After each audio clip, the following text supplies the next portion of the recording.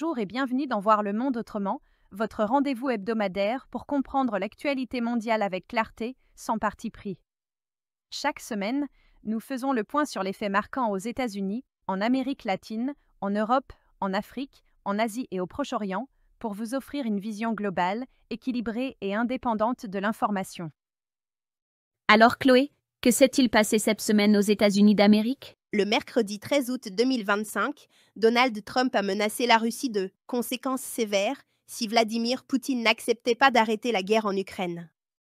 Le vendredi 15 août 2025, le ministère de l'Agriculture des États-Unis a annoncé des plans d'envergure pour protéger le pays contre la miasme tropicale, renforçant son plan en 5 volets pour contrer sa progression depuis le Mexique. Enfin, le samedi 16 août 2025, le sommet Russie-États-Unis s'est tenu à Anchorage, en Alaska, entre les présidents Donald Trump et Vladimir Poutine. La rencontre s'est terminée sans accord et Trump a suggéré que l'Ukraine devrait céder du territoire. Une réunion est prévue le 18 août 2025 entre Volodymyr Zelensky, le président Trump et plusieurs dirigeants européens, à la suite de l'entretien entre Trump et Poutine. Concernant l'Amérique latine, le mardi 12 août 2025, le Mexique a extradé 26 personnes recherchées par les États-Unis, identifiées comme membres de cartels. Les autorités américaines se sont engagées à ne pas appliquer la peine de mort. Le mercredi 13 août 2025, la présidente Dina Boluarte a promulgué au Pérou une loi d'amnistie. Elle couvre les militaires, les policiers et les comités d'autodéfense pour des faits commis entre 1980 et 2000, malgré les critiques d'organismes de l'ONU et d'associations de défense des droits humains. Enfin, le dimanche 17 août 2025, la Bolivie a tenu des élections générales pour élire le président, le vice-président et l'ensemble du Parlement. La participation a été importante et un second tour est prévu si aucun candidat n'obtient la majorité. qu'est-ce qui s'est passé cette semaine, Agatha? Le lundi 11 août 2025, la Commission européenne a approuvé, sous condition, l'acquisition de JustTakeaway.com par le groupe Naspers. Le mardi 12 août 2025, la Commission européenne a lancé un réexamen du règlement sur les subventions étrangères. Le même jour, les dirigeants de l'Union européenne ont publié une déclaration sur l'Ukraine, réaffirmant que les frontières internationales ne doivent pas être modifiées par la force. Le mercredi 13 août 2025, la France, le Royaume-Uni et l'Allemagne, coprésidents de la coalition volontaire, ont confirmé leur coopération avec le président Donald Trump et le président Volodymyr Zelensky afin d'aboutir à une paix juste et durable en Ukraine.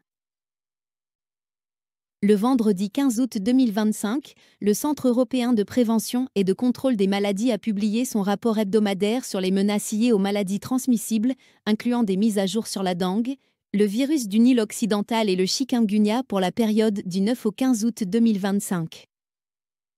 Le samedi 16 août 2025, les dirigeants européens, dont Emmanuel Macron, Giorgia Meloni, Friedrich Merz, Keir Starmer, Alexander Stubb, Donald Tusk, Antonio Costa et Ursula von der Leyen, ont affirmé qu'il appartiendra à l'Ukraine de décider de son territoire et que les frontières internationales ne doivent pas être modifiées par la force.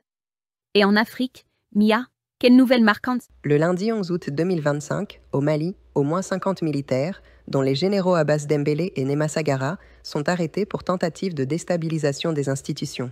Ce même jour, au Soudan, plus de 40 civils sont tués et 19 blessés lors d'une attaque des forces de soutien rapide contre le camp de déplacés d'Abou Chouk, au Darfour Nord.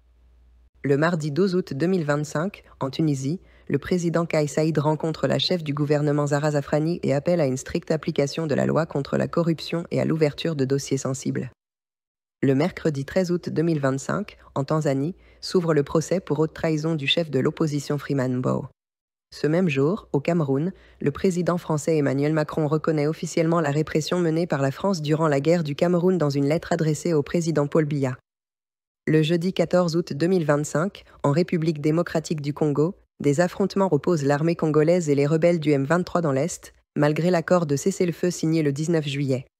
Ce même jour, au Darfour Nord, Médecins sans frontières annonce au moins 40 décès dus au choléra enregistrés en une semaine. Ce même jour, au Mali, l'ancien Premier ministre Choguel Maïga est placé en garde à vue dans le cadre des enquêtes sur la tentative de déstabilisation. Le vendredi 15 août 2025, au Mali, des civils, des militaires, dont des généraux et 2 anciens premiers ministres, ainsi qu'un ressortissant français, sont arrêtés pour tentative de coup d'État. Ce même jour, un incident diplomatique oppose la République démocratique du Congo et l'Ouganda après des tweets du général Muhoozi Kainerugaba, chef de l'armée ougandaise, évoquant une annexion de territoire congolais. Et maintenant, tournons-nous vers l'Asie avec Méline. Le lundi 11 août 2025, les marchés asiatiques ont progressé, portés par les valeurs technologiques, alors que les investisseurs attendaient les chiffres de l'inflation américaine. Le mercredi 13 août 2025, la FIBA Asia Cup 2025 s'est poursuivie à Jeddah, en Arabie Saoudite. Le même jour, Chengdu, en Chine, a accueilli les World Games 2025. Le jeudi 14 août 2025, en Inde, le gouvernement a annoncé un projet d'investissement massif dans les infrastructures portuaires pour renforcer le commerce maritime et la connectivité régionale. Le même jour, un navire de garde-côte chinois est entré en collision avec un navire de garde-côte philippin près du récif de Scarborough, en mer de Chine méridionale. Qu'en est-il du Proche-Orient, Karim? Le dimanche 17 août 2025, des manifestations ont eu lieu dans tout Israël pour réclamer la fin de la guerre à Gaza et un accord sur la libération des otages. Le même jour, à Gaza, un tir de drone a touché la cour de l'hôpital Al-Ahli à Gazaville, faisant au moins 7 morts selon des sources médicales.